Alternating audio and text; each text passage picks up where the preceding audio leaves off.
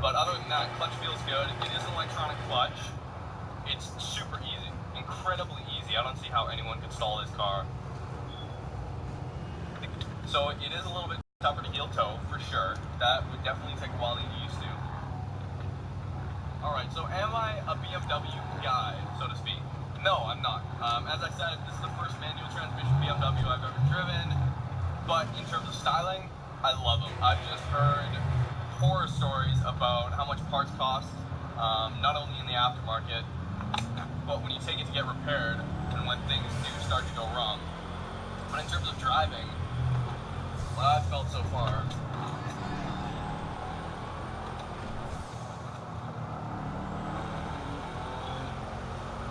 and that naturally aspirated inline six starts screaming right above $4 grand.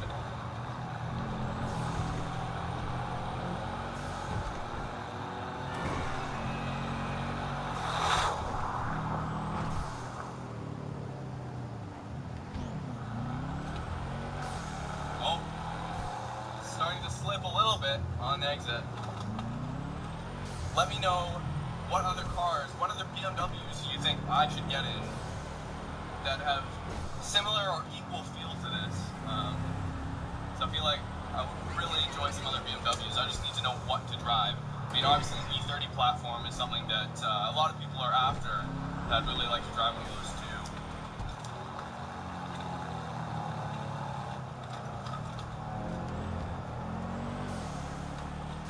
Again, if this is any indication of what the E46 M3 is like, but with more power, oh man, I honestly can only imagine. 100 more horsepower than this,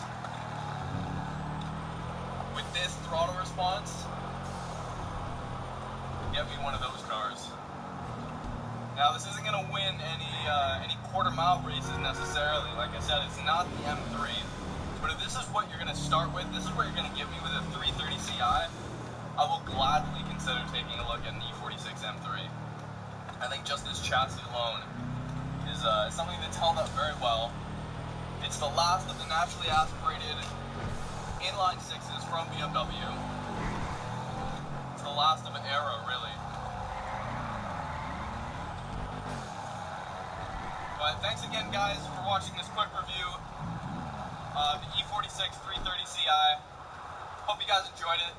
Those are my thoughts on the car so far. I'd really like to get in some more BMWs, kind of feel out the brand, because I feel like probably one of the most iconic driving brands in history, especially out of Europe. So we want to hear your thoughts. Go follow us on Instagram, Twitter, Facebook /World Untraveled Show, and subscribe.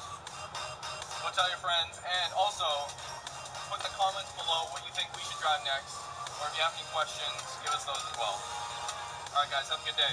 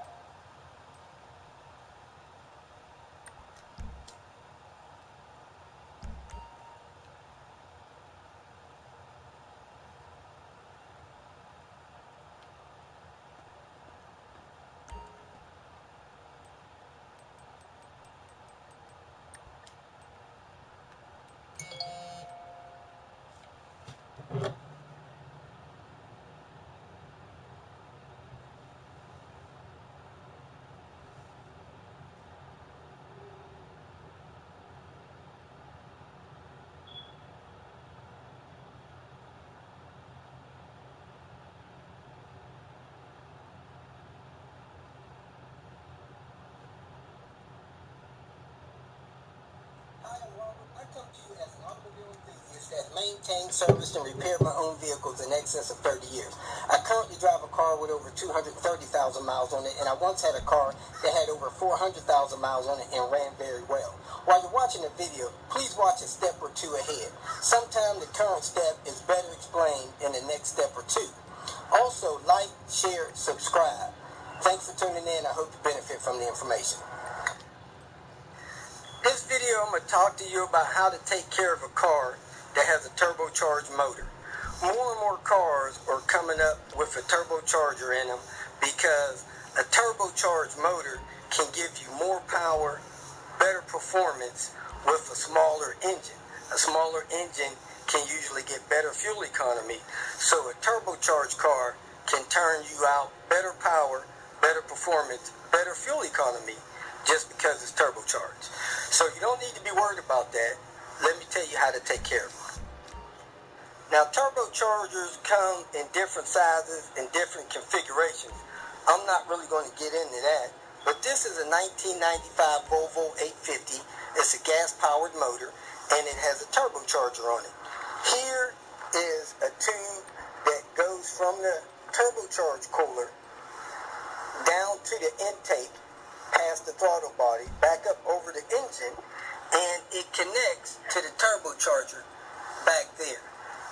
Okay, this is an older one. It's a little rusty, whatever, but it works fine. Now, the thing about turbocharged motors that you have to remember and keep in mind is that the turbochargers get extremely hot. So, this turbocharger in this car is cooled with air, coolant, and oil. So, well, the oil actually lubricates it, and the coolant brings the temperature down, and the air brings the temperature down. So, you don't want your turbocharger overheating because that will, in turn, break down the oil because of the high temperatures. Now, I'm not 100% sure what temperature a turbocharger will get, but this turbocharger works off of compressed exhaust air off the exhaust manifold. So, let's say, for instance, that the motor normally runs at 200 degrees, and the oil is normally somewhere between 200 and 230. Well, that turbocharger, when it's under a load or under pressure, which is normally when you're accelerating or going uphill, it has its hardest use. That turbocharger is building up pressure and heat and using that exhaust air. It may heat up to in excess of 350 degrees. So, because it's getting so hot, it needs to keep the oil going through it. It needs to keep the coolant going through it in the air. So all of these things that service this turbocharger needs to be in good working order. My recommendation when you have a car that has a turbocharger on it is to only use full synthetic oil.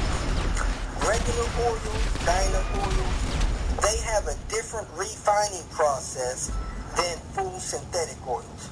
Full synthetic oils, they perform better in cold temperatures, perform better in extreme warm temperatures, so they're better to extend the life of your turbocharger.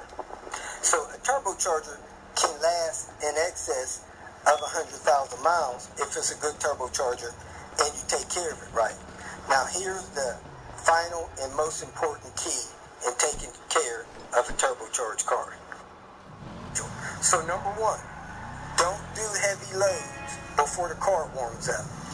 Number two, allow the car to cool down and the turbocharger to cool down before you shut it off. And number three, do your oil changes as recommended. If you got any questions, go ahead and post them. If you feel that this information was beneficial, please like it and share it with your social media friends. You can also subscribe to my channel so that you can get notification of future videos that I post. Visit my channel. I have all types of do-it-yourself videos there. You can leave questions here, and I'll try to respond to them as quick as possible.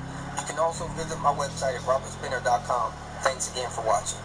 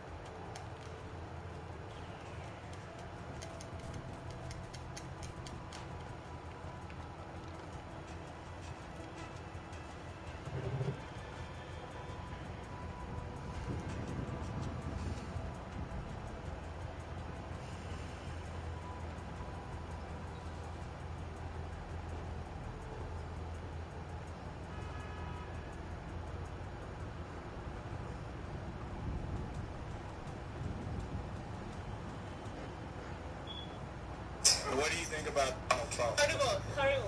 Stupid. That he's an idiot. Insane person for all the world. I mean, we don't need that shit. He's an asshole. A fucking asshole. Such a bastard. He's a racist. Donald Trump? No. Wants us to go build a wall? That's not going to happen. That's such a stupid idea. No, he have a wall in his head. Ay, Dios. I hate this guy. It makes me really sad that Americans are gonna vote for this asshole. Man, it's very crazy.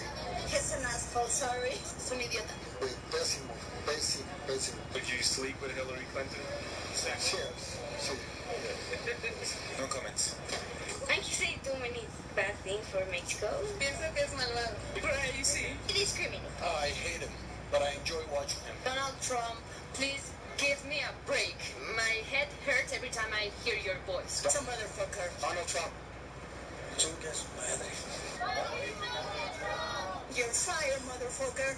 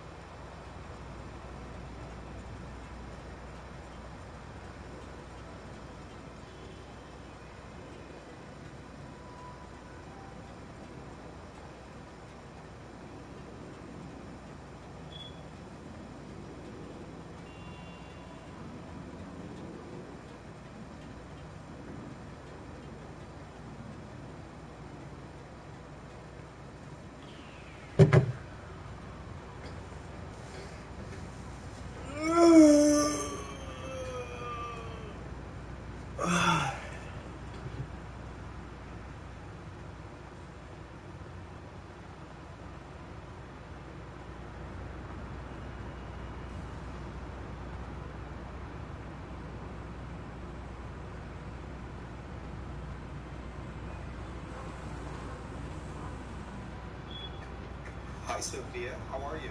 Hi. Everything is going extremely well. Do you like talking with me? Yes, talking to people is my primary function. Hands Robotics develops extremely lifelike robots